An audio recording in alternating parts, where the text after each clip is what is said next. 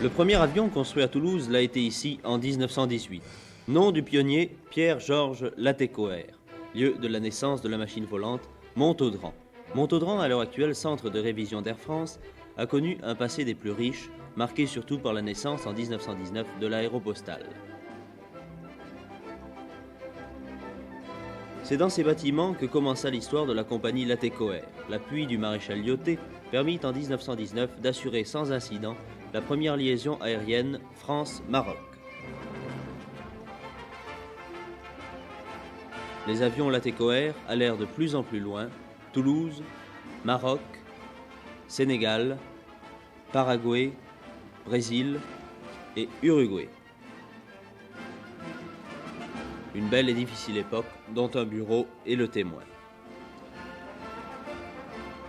C'est d'ici en effet de cette pièce que pendant 9 ans, Pierre-Georges Latécoère dirigea la ligne après l'avoir créée.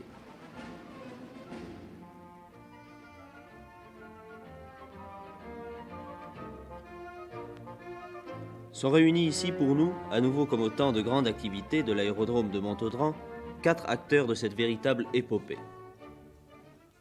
Paul Descendy, chef mécanicien principal de la maison Latécoère. Jean Ferrand, chef électricien. Alexandre Bayle, pilote. Et François Cabaret, mécanicien. Vous connaissiez très bien M. Latécoère. Comment lui est venue l'idée de transformer son usine de wagons en usine d'avions? C'est vraiment quelque chose de très curieux. Eh bien, M. Latécoère, étant ingénieur de centrale, a voulu évoluer avec son temps et comme à l'usine qu'il avait à Toulouse, on faisait déjà des avions pour la guerre, des Samson, il a eu l'idée de prendre de vieux taxis de restants de la guerre, de les retaper et en fait il a créé avec ces avions-là la première ligne commerciale et postale surtout sur Toulouse-Casablanca qui est devenue par la suite Toulouse-Dakar, Dakar-Natal, etc.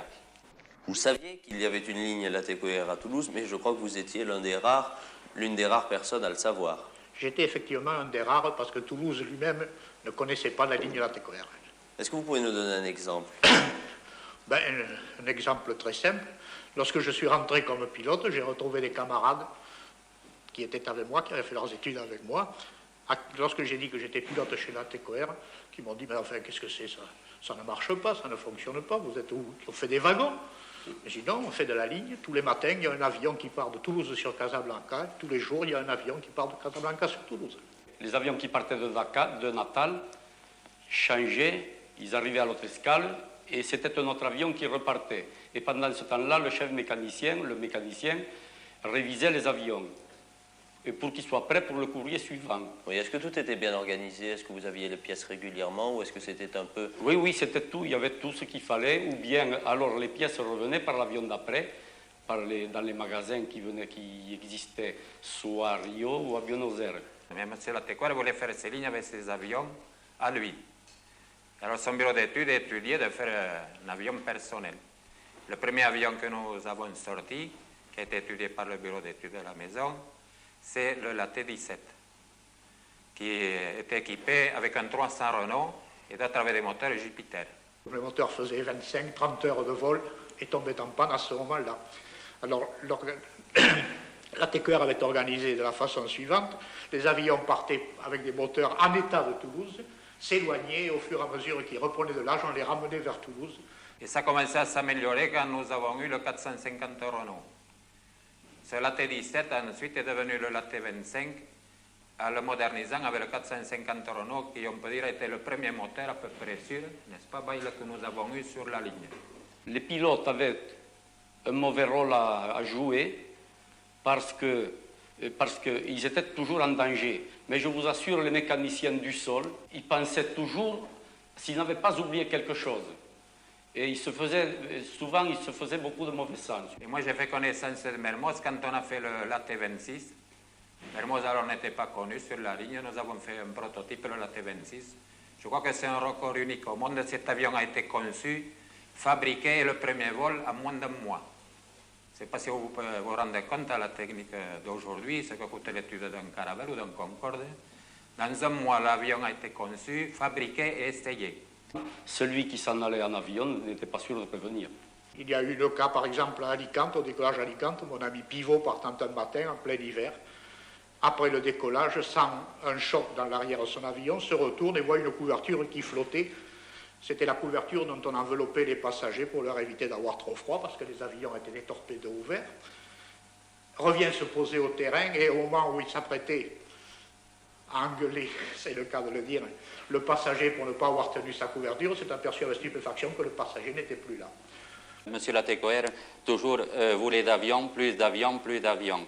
Et une semaine, nous avons passé 3 nuits dans la semaine pour sortir des appareils. Et notre chef de fabrication, monsieur Brencard, qu'on appelait Radinoir, avait sorti 4 appareils dans la semaine. C'était un exploit parce que jamais on avait sorti autant d'appareils.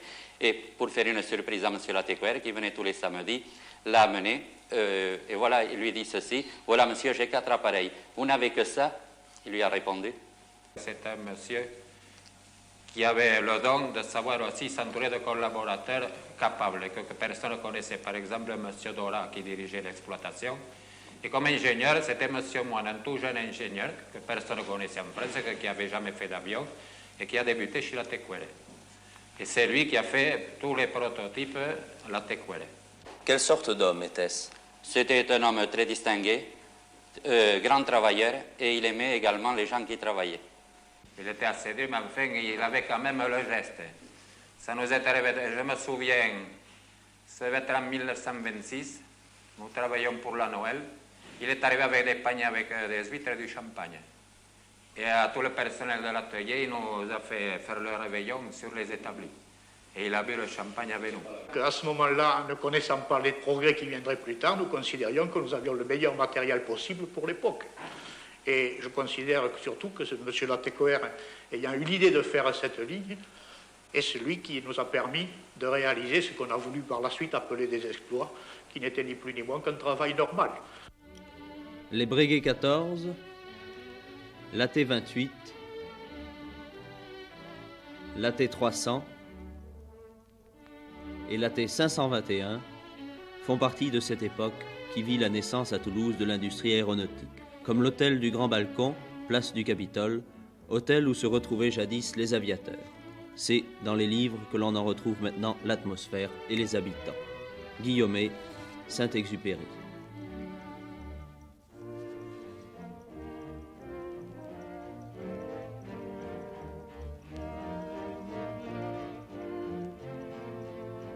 Mérès, Delaunay, Prévost, Paris, Dora et Mermoz. Leur œuvre survit, l'aéropostale moderne ne fait plus place à l'aventure, mais l'exemple de Pierre